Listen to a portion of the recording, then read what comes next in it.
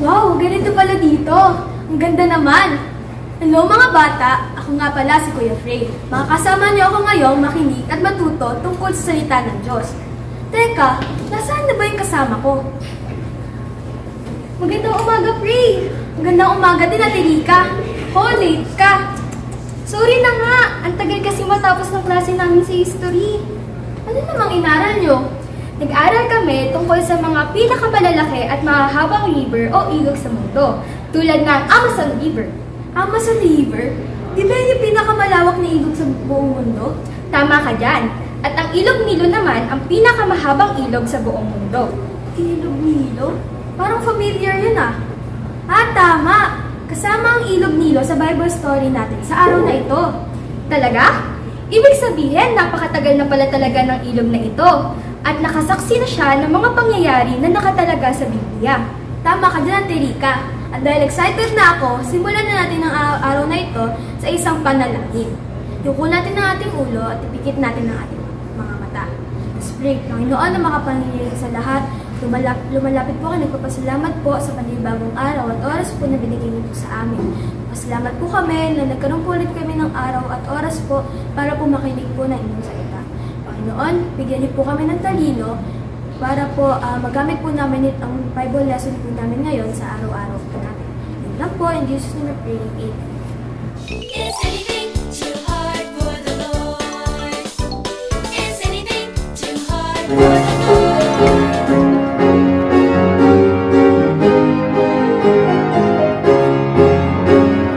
Jesus loves the little ones like me. Jesus loves the little ones like me.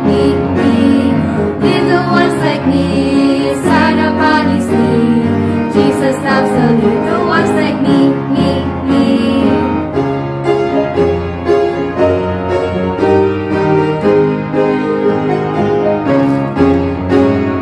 Jesus loves the little ones like you.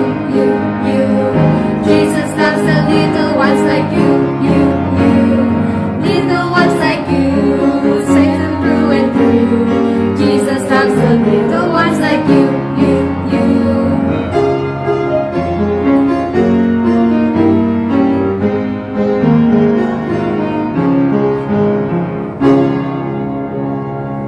Is anything too hard for the Lord? Is anything too hard for the Lord? Genesis chapter 17 verse 1. At nang si Abraham ay may 99 na taon, ay napakita ang Panginoon kay Abram. At sa kanya ay nagsabi, Ako ang Diyos na makapangyarihan sa lahat, lumakad ka sa harapan ko at magpakasakdal ka.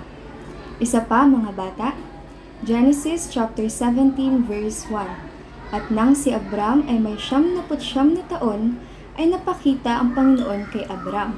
At sa kanya ay nagsabi, Ako ang Diyos na makapangyarihan sa lahat, lumakad ka sa harapan ko at magpakasakdal ka. Is anything too hard for the Lord? Is anything too hard for the Lord? Lumipas ang maraming taon, namatay na rin si Jose at ang mga kapatid niya. Pero patuloy na dumami at lumakas ang mga Israelita hanggang sa lumaganap na sila sa buong lupain. Galit si Satanas sa bayan ng Diyos at gusto niyang pahirapan sila. Nagkaroon ng bagong hari ang Ehipto, walang alam ang haring ito tungkol kay Jose. Hindi siya natutuwa na napakarami at napakalakas ng mga Israelita. Sinabi ng bagong faraon sa mga kababayan niya, Sa dami at lakas ng Hebreyong ito, isa silang banta sa atin. Kapag naggera, baka kumampi sila sa mga kaaway natin at kalabanin tayo. Tapos, sakupin ang ating lupain, kailangan natin maghanap ng paraan para mapigilan sila lalo pag dumami. Kaya, inalipin ng mga Ipsyo ang mga Israelita, sila ay pinagmalupitan nila at pinahirapan sa pagtatrabaho. Nagpagawa sila sa mga Israelita ng mga lungsod para sa faraon. Pinagtrabaho rin nila ang mga Israelita sa paggawaan nila ng gusali at sa mga bukid nila. Ginawa nilang miserable ang buhay ng mga alipin at hindi sila naawa sa kanila. Pero sa kabila ng lahat ng ito, patuloy na dumami ang mga Israelita, kaya kinausap ng Paraon sina Sifta at Puwa, ang dalawang hilot na nagpapaanak sa mga babaeng Israelita.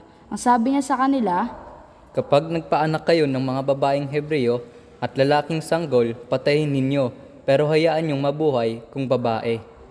Pero may takot sa Diyos ang mga hilot. Hindi sila sumunod sa Faraon, hinayaan nilang mabuhay ang mga sanggol na lalaki.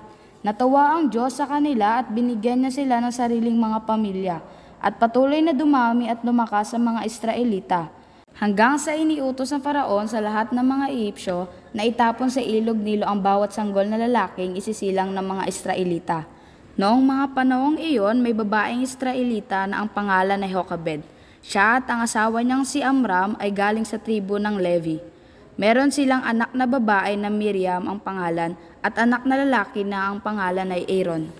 Malapit ng isilang ay 3 nilang anak. Nang ipanganak ang bata, ito ay isang napakagandang sanggol na lalaki.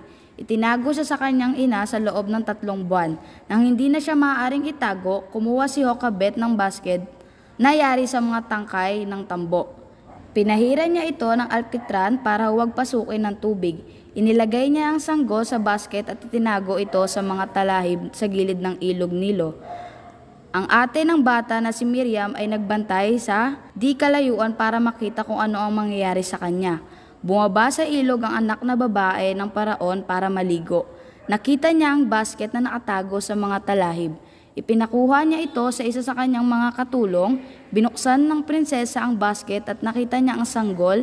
Umiiyak ang bata na awa ang prinsesa. Isa itong sanggol na Hebreo.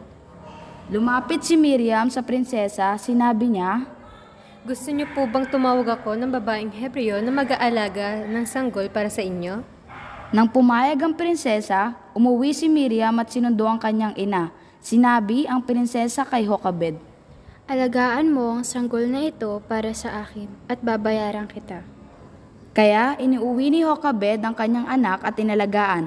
Nang malaki-laki na ang bata, dinala siya ni Jochebed sa prinsesa.